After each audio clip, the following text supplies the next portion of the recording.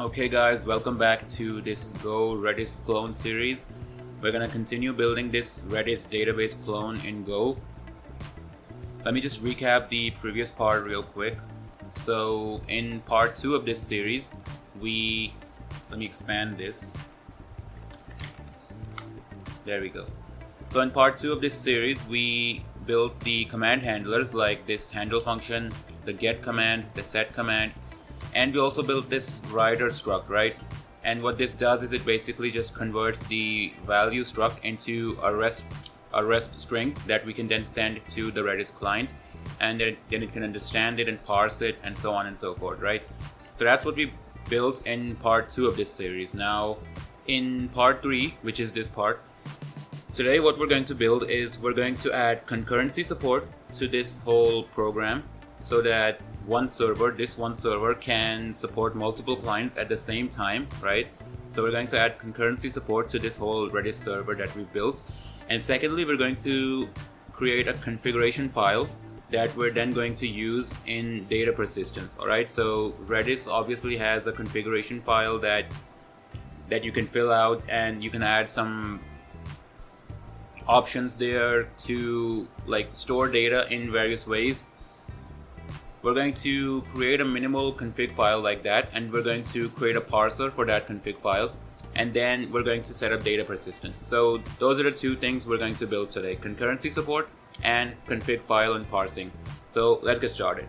So let me just run the current server that we have, and there we go, it's running. Awesome. So the first thing we need to do is create a database, right? So let's get started with that. If I go down over here, you can see we have a little map over here that we're using as a database. But in order to add concurrency support, we're going to need it to be a bit more advanced. So let's see. I'm going to create a database struct. Alright. And this is going to have two fields. First, the store, which is where we store all of our data. And this is just going to be a map of strings, right? Just like this database up over here. And secondly, we're going to have a field called mu. This is the mutex. We're going to use a read-write mutex, so we can log both reading and writing separately. Alright, so this is the database struct that we're going to use. Now let's create a function, new database, that's going to actually create this and give it back to us. Alright, it's going to return a pointer to the database. And there we go. So we're returning a pointer to the database. For the store, we're just going to initialize with a empty map. And for the mutex, we're just going to create an empty read-write mutex. There we go. Alright. Now instead of this var db, I'm going to remove that, and we're going to have another variable db, which is going to be this new database. Alright. Now this is going to break our set and get commands because they don't expect this struct over there, right? So we should go and change that. First of all, change this to db.store, and down here as well, db.store, so we're using the correct value. And secondly, we need to now use the actual mutex to lock and unlock access to this whole database while it's being used. Alright, so the way to do this is very simple. You just go db.mu.readLock, because we're using get over here, so we're going to only lock reading. And then as soon as we've got the value, right, we can unlock the mutex and let the other clients access this value as well. We're going to do the same thing in this set function, but instead of just locking reading, we're also going to lock writing as well. So to do that, just do db.mutex.lock, not readLock, lock. And then as soon as you've set the value, you can unlock it so that other clients can then access it as well. Simple as that.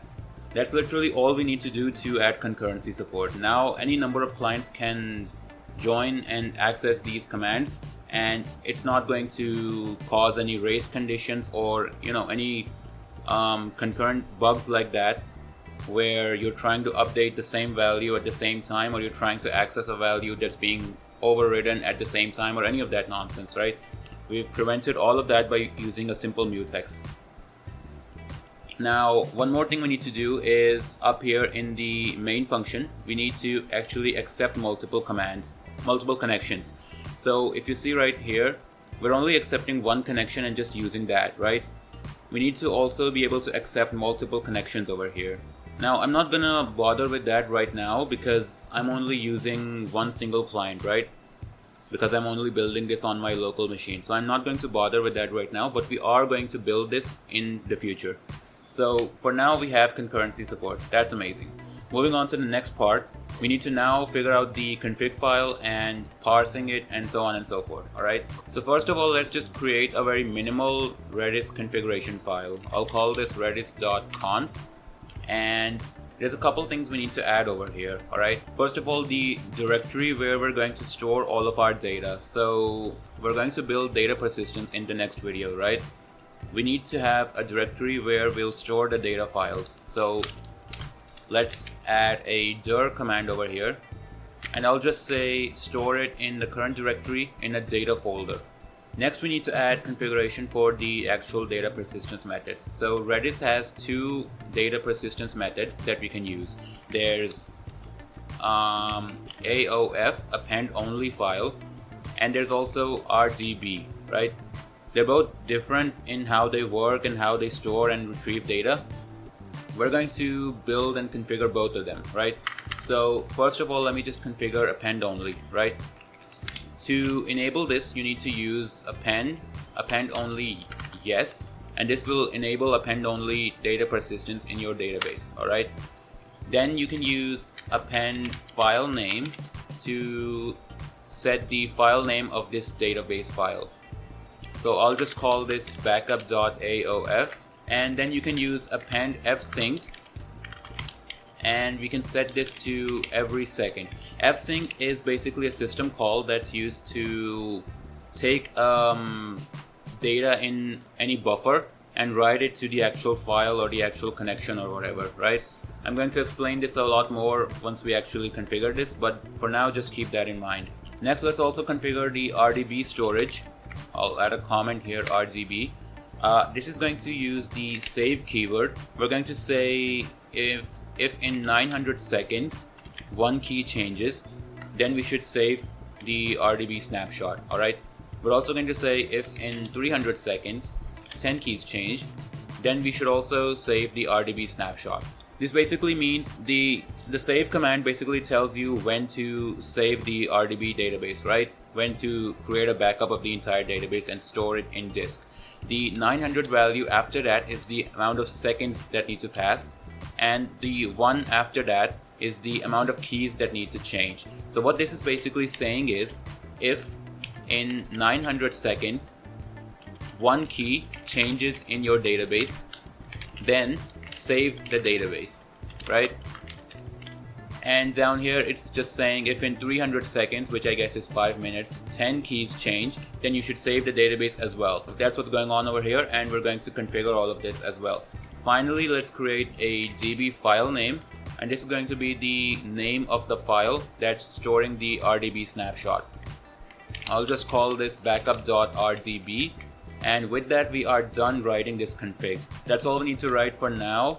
Now we can actually start to parse this. So let's create a parser for it. I'm going to create a config.go file, or just conf.go, package main, obviously, and then let's start to write a parser for this config file. First, let's create a config struct, right? And let me just keep this config file open on the side so you know what I'm building over here. I'm going to create a struct called config. Now this is going to have an RDB field, and this is going to be a bunch of RDB snapshots, right? So stuff like this. So let's create a struct to represent that as well. I'll call it RDB snapshot. Alright. We'll say seconds, which will be an int, and keys changed, which will also be an int. And this RDB field in this config struct is just going to be a list of RDB snapshots. There we go. I'll also say rdb fn, which is file name. This is going to be a string, and this is going to be the db file name over here, right? Backup.rdb. Then up here, let me also add the directory, which is going to be a string, and this is going to be the data directory up here, right? Then let's add the append only file stuff over here, right? So let's say AOF enabled, which will be a boolean. This is over here. Then AOF file name, which is backup.aof over here, and this is going to be a string. And then AOF fsync mode, right? This is going to be an fsync mode object. This is going to be something that we create over here. So let me create a new type. We'll call this fsync mode. This will be a string. And now let's create 3 new constants to represent this. So one of the modes is always, right? So always sync the file every time we write something. The other one is every second, which is what we're using right here, right now, right? And this will just sync the file every 1 second, right? And finally we have no, which basically means that we'll let the operating system handle the syncing process and not interfere with it at all. Alright, so those are the 3 fsync modes that we're going to use. Now we're pretty much done with representing all of the fields over here. Now we just need to build a parser. So let me create a new config function as well. This will return a pointer to the config. Return config, there we go. And with that we can now start to write the parser. So let me create a read configuration function over here. This will take a file path, which will be the path to the config file, and this will return a config object, right? A pointer to the config object. So let's first create a config object from this new config method that we just created, and then let's open up the config file using os.open. We'll pass in the file path. This will return a file and an error, so let's handle the error as well. If we can't read the file, let's just say cannot read, and then let's use printf over here so I can use this percentage syntax. Cannot read file name using default config. So if we can't read the file name, then we're just going to use the default configuration, right? And make sure to add a new line character over here. Let's pass in the file name that we got, and then just return the config, right? Now down here, let's create a defer to close this file so we don't have any open files at the end of this function. Now we can actually start to read the lines in this file. So for that, let's create a scanner. I'll say buffio.new scanner, and the reader will be the file, alright? So for s.scan, this is going to return new lines. We'll say l equals s.text. This will return a single line, and then we need to parse this line, right? So to do that, I'm going to use a new function.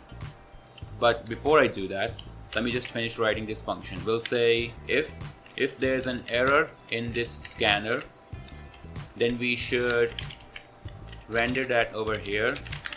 We should just log it. Let's say error scanning config file, and just print that over here and return. Let's return whatever we have in the config object right now. Now let's also make sure that we create the data directories as well. So this data folder over here that we have in the config file, let's make sure that we create this over here. So to do that, let's just say if conf.directory does not equal to an empty string, so we have an actual folder name over here, right? Then we should create all of those folders. So let's say os.mkdir all, and then we'll just pass in the conf.directory as the path. And for the permissions, I'll say 0755. This will basically give us, the creator, full permissions on this whole directory. And for everyone else, I believe it's only going to give them read and I guess execute permissions, but not write permissions. So we make sure to do that as well. And finally, we can just return the config object once it's been filled up, right? So now we actually need to parse these lines. I'm going to create a function called parse line. This is going to take the actual line, which is a string, and it will take the config object as well, which is a pointer to the actual config object. So we can actually update this object as much as we need to. So now let's create this function, parse line. It's going to have a line, which is a string, and a config, which is going to be a pointer to the config object. It's not going to return anything. Now, before we actually write this line parser, let's take a moment to analyze this config file and see just how the configuration is arranged, right? So you can see that in every single line, first of all, we have a command or a keyword, whatever you want to call it, right, that tells us what this configuration is going to do. And then we have a bunch of arguments, right? So we can basically just scan each line, separate every single word by a space, right? And then let's just use a switch statement to grab all of these keywords and parse them, right? If this isn't making sense to you, then just follow along and you'll see what I mean. So first of all, what we need to do is, let's create an args variable, and this is going to use the strings.split method to split the line by a space, right? And the actual command is going to be the first argument, right? So something like dir or append only or append file name, save, db file name, these are the actual commands, right? So these are going to be the first item in this args list. We're going to grab that, and then we're going to create a switch statement on this command. The first case is going to be save, right? This one over here. Now, if we get the save command over here, we know that the second argument is going to be the seconds, and the third argument is going to be the keys changed, right? So let's grab those. These are going to be in strings, right? These are going to be a type of strings. So let's also convert them into an integer so we can actually store them, right? The seconds are going to be in the second argument. Make sure to handle the errors always. Let's say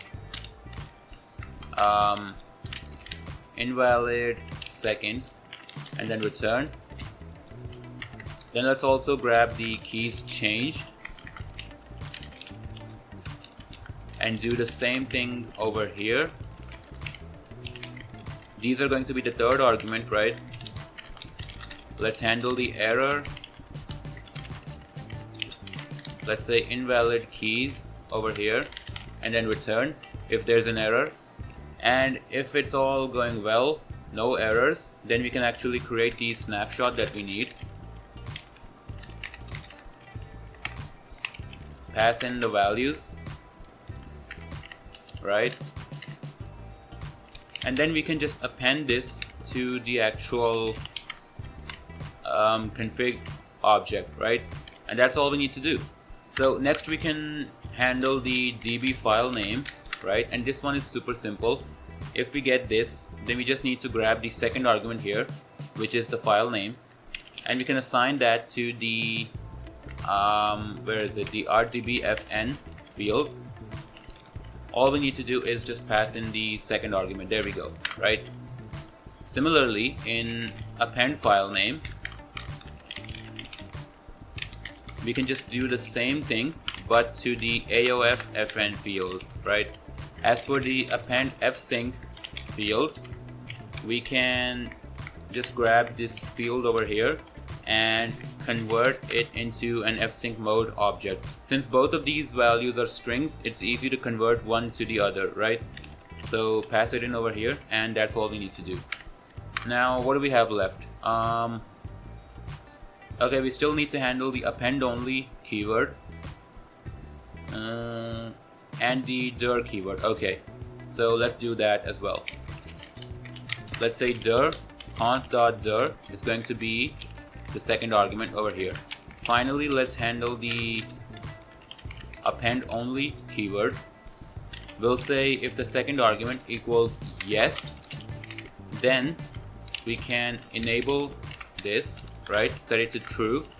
Otherwise, we set it to false, alright? Super simple stuff. And that's all we need to do, alright? Now, we've built the parser completely. Now we just need to actually use it, right? So let's go back to our main function over here and let's read the configuration file first thing, right? Before we set up the listener, before we set up the server, let's first read the configuration file. We'll pass in the path to the configuration file, which is just going to be redis.conf in the current directory, right? Of course, you can store this anywhere you want, obviously. I stopped the server. Let me add a bunch of logs over here as well, just so we know that this is actually working fine, right? We'll say reading config file. Alright. Let's run this and see if it works. There we go, everything works. Awesome. And you can see it also created this data folder for us, right? So you can tell that everything is working fine. This data folder wasn't present here before, right? It created it for us after reading the entire config file. So everything is working perfectly over here. Now, these files are getting a bit too long, especially this main file, right? There's a bunch of different unrelated stuff over here. So I want to take just a couple minutes to organize this whole thing into a bunch of different files, alright? Just so everything is a lot more clearer and everything, right? So let me just grab the entire writer struct, the new writer method and the write method, right? And create a writer.go file. This will again be in the package main, and there we go. We'll just paste everything over here, save changes, and that's a bit better, right? Now let's copy all of these handlers, right, all the way up here and create a handlers.go file. Again, package main, and paste them in here and save everything. There we go. Let's also move this handlers list and this type to this file, this handlers.go file. There we go. Awesome. Now the database as well, let's move that to a, I guess, db.go file, right? And make sure to add the package main up at the top. And I think that's about it. Let's also move this value struct and all of its related types and the value type as well to a value.go file. There we go. Save everything, and awesome. Let's run the server again to make sure everything is working fine and we didn't break anything. And perfect, it's running. And let's also run a client over here. I'll say Redis CLI. Awesome, so that's working as well. Let's try to set the name. That works. Let's try getting it. That works as well. Let's try setting an age. That works. Getting it also works. Awesome. So that's the end of part 3 of this series. We built concurrency support by using a mutex, a read-write mutex. We also created a parser for this config file over here, and now we actually have a config object that we can use to create data persistence, right? So depending on what options we set over here, we're going to enable or disable or just mess around with data persistence stuff, right? All of that stuff we're going to do in the next video, right? In this video we built this config parser and added the concurrency support. I'm gonna end the video over here. Before I do that though, I wanna just say a quick thank you for supporting this series. I checked out the channel videos just like yesterday, and it seems that this video series is getting a lot more views than my usual videos. So clearly there's a lot of interest over here, right? So I'm gonna continue making videos on this whole topic on building this Redis clone in Go, because clearly there's a lot of people watching it as well. So thank you for the extra views and everything. And yeah, that's the end of this video. Thank you for watching. Like, subscribe, all of those wonderful things. Do all of them. Drive up the algorithm. The next part is gonna come out in a day or two, so stay tuned for that. And yeah, thank you for watching. Bye bye.